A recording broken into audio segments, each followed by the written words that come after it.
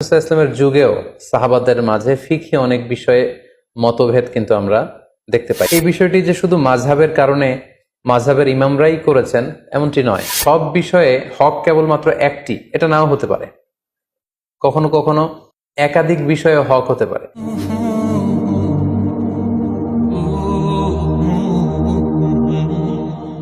এবার আমরা জানার চেষ্টা করব মাযহাব একাধিক হওয়ার কারণ কি। যেহেতু শুরুতে আমরা বলেছি মাযহাব মানে মতামত বা অভিমত, সো প্রত্যেকের মতামত একরকম হবে এটা আসলে লজিক্যাল না, এটা যৌক্তিকও নয়। এক একজনের চিন্তা এক এক রকম, বুঝ একরকম, মতের ভিন্নতা বা বুঝের ভিন্নতা বা চিন্তার ভিন্নতা it's very common and very human. এটা মানুষের মাঝে থাকবেই, এটাই মানুষের সহজাত। এ কারণে একাধিক মতামত কোরআন সুন্নাহর বিষয়ে আমরা পাচ্ছি। পাশাপাশি রাসূল সাল্লাল্লাহু আলাইহি ওয়াসাল্লামের পক্ষ থেকেও একটি আমলের ব্যাপারে একাধিক কোন একটি বিষয় একাধিক আমলও প্রমাণিত হয়েছে, ফলে একাধিক মতামত এখানে গড়ে উঠেছে। যেমন ধরুন সালাতে কখনো কখনো রাসূল সাল্লাল্লাহু আলাইহি ওয়াসাল্লাম বুকের উপরে তিনি হাত বেঁধেছেন, কখনো নিচে হাত বেঁধেছেন, কখনো নাভির সাথে মিলিয়ে হাত বেঁধেছেন, কখনো নাভি সংলগ্ন নিচে হাত বেঁধেছেন। তো কোনো কোনো সাহাবা ওনার রাসূল সাল্লাল্লাহু আলাইহি ওয়াসাল্লামের কাছ থেকে বুকের উপরে যে হাত বাঁধার হাদিসটি সেটি গ্রহণ করেছে। কোনো কোনো সাহাবারা নাভির উপরে যে হাত বেঁধেছে সেটা গ্রহণ করেছে। কোনো কোনো সাহাবারা নাভি সংলগ্ন নিচে যে হাদিসটি ওনার রাসূল সাল্লাল্লাহু আলাইহি ওয়াসাল্লামের কাছ থেকে দেখেছেন বা শুনেছেন সেটি গ্রহণ করেছেন। আবার কখনো কখনো আল্লাহ রাসূল সাল্লাল্লাহু আলাইহি ওয়াসাল্লাম টায়ার্ড হয়ে গেলে হাত বাঁধা থেকে হাত ছেড়ে দিতেন। অনেক সাহাবারা, বিশেষ করে মালিকি মাযহাবের অনেক অনুসারীরা এই মতামতটিকে গ্রহণ করেছেন। এভাবেই কিন্তু একটি প্রসঙ্গে বা একটি বিষয়ে রাসূল সাল্লাল্লাহু আলাইহি ওয়াসাল্লামের কাছ থেকে যখন একাধিক আমল প্রমাণিত হয়েছে, ফলে এই ক্ষেত্রে একাধিক মতামত বা ভিন্ন মত এখানে তৈরি হয়েছে। এই বিষয়টি যে শুধু মাযহাবের কারণে মাযহাবের ইমামরাই করেছেন এমনটি নয়, বরং রাসূল সাল্লাল্লাহু আলাইহি ওয়াসাল্লামের যুগেও সাহাবাদের মাঝে ফিকহি অনেক বিষয়ে মতভেদ কিন্তু আমরা দেখতে পাই। একটি বিষয়ে একাধিক মতামত দেখতে পাই।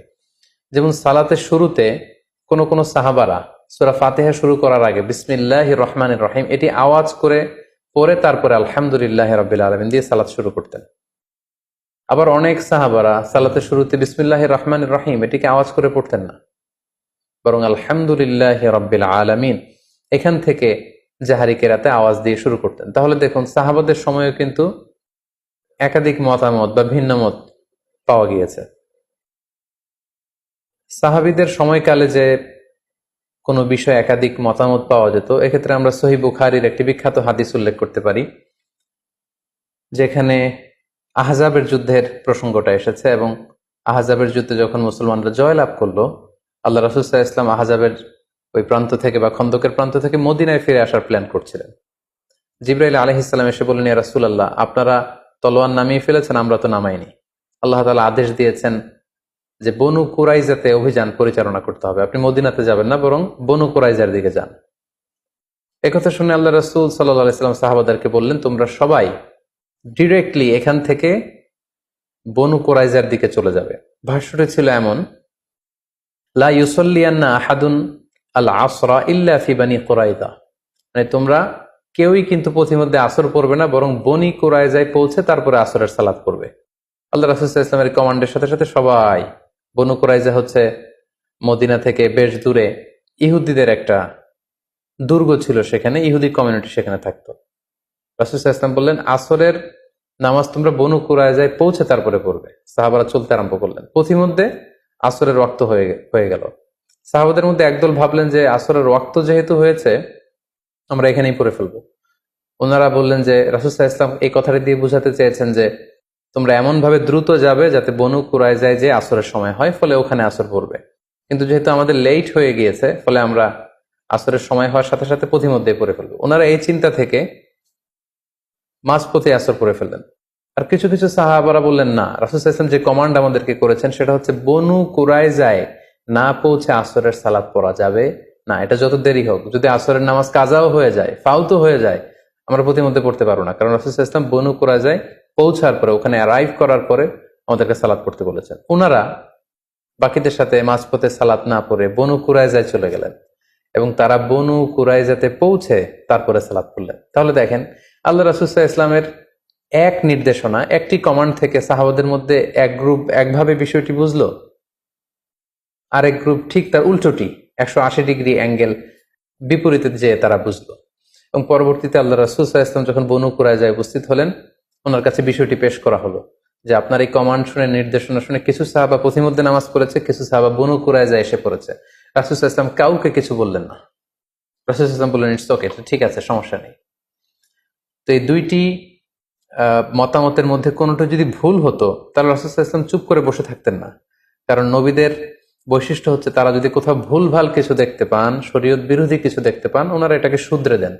রাসূল সাল্লাল্লাহু আলাইহি ওয়াসাল্লাম কিছুই বললেন না, তার মানে বোঝা গেল দুটিই ঠিক ছিল। কোনো একটি বিষয়ে একাধিক জিনিস যে হক হতে পারে, বনু কুরাইজার এই ঘটনাটাই তার প্রমাণ বহন করে। অর্থাৎ সব বিষয়ে হক কেবলমাত্র একটি, এটা নাও হতে পারে। কখনো কখনো একাধিক বিষয়ে হক হতে পারে।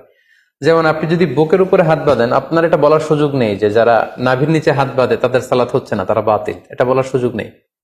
আবার যারা নাভির নিচে সালাতে হাত বাঁধছেন, তারা আপনারা কখনোই বলতে পারবেন না যে যারা বুকের উপরে বাঁধে তাদের সালাত হচ্ছে না, এটা বাতিল না। তার মানে কোনো কোনো বিষয়ে এমনও হয় একাধিক বিষয় হক হতে পারে। যেমন সালাতের বুকে হাত বাঁধার ক্ষেত্রে বুকের উপরের এটাও ঠিক আছে, মাঝখানেও ঠিক আছে, নাভি সংলগ্ন নিচেও ঠিক আছে, প্রয়োজনে কারো যদি কষ্ট হয় হাত যদি সে ছেড়ে দেয় সেটাও ঠিক আছে। অনেকে বলে যে এটাও ঠিক ওইটাও ঠিক, এটা কেমন করে হয়? তাদের জন্য এই হাদিসটা একটা বড় ধরনের দলিল যে কোনো বিষয়ে একাধিক মতামত হক হতে পারে, একাধিক মতামতই সহি হতে পারে। নট নেসেসারি যে একটা বিষয়ই সঠিক হতে হবে, কখনো কখনো একাধিক বিষয়ও সহি হতে পারে। Be a part of our vision. Do listen and share the khair. Be with our official social media handle for latest updates.